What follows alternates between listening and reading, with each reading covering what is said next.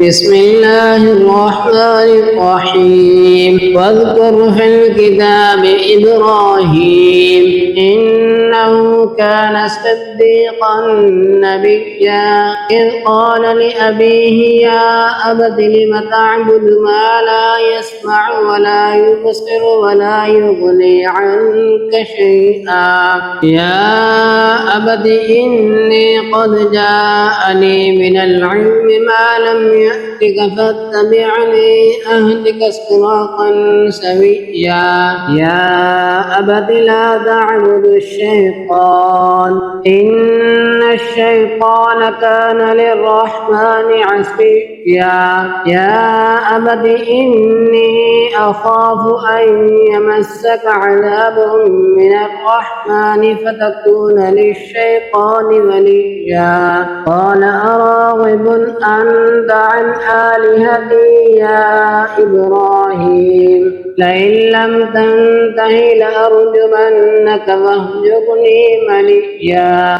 قال سلام عليك سأستغفر لك ربي إنه كان بي حفيا فأعتزلكم وما تدعون من دون الله وأدعو ربي عسى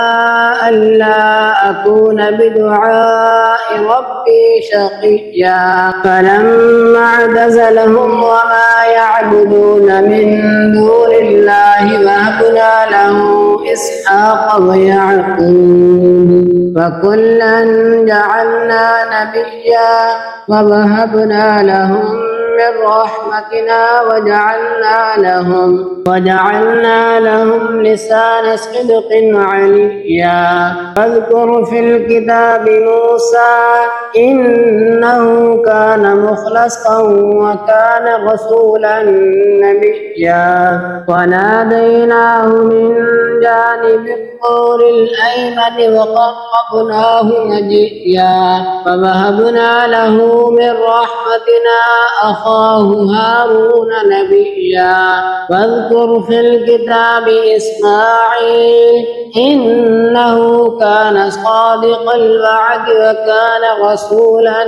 نبيا فكان يأمر أهله بالصلاة والزكاة وكان عند ربه مرضيا واذكر في الكتاب إدريس إنه كان صديقا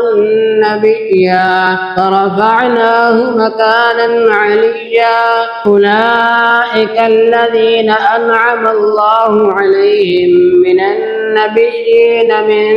ذرية آدم وممن حملنا مع نوح ومن ذرية إبراهيم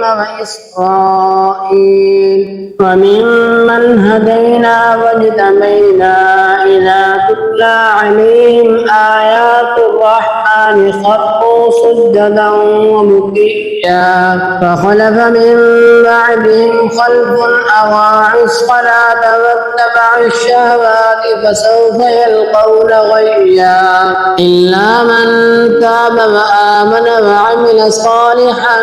فأولئك يدخلون الجنة ولا يظلمون شيئا جنات عدن التي وعد الرحمن عباده بالغيب إنه كان وعده مأتيا لا يسمعون فيها لغوا إلا سلاما ولهم رزق فيها بكرة وعشيا تلك الجنة التي نورث من عبادنا من كان تقيا وما نتنزل إلا بأمر ربك له ما بين أيدينا وما خلفنا وما بين ذلك وما كان ربك نسيا رب السماوات والأرض وما بينهما فاعبده واصطبر لعبادته هل تعلم له سميا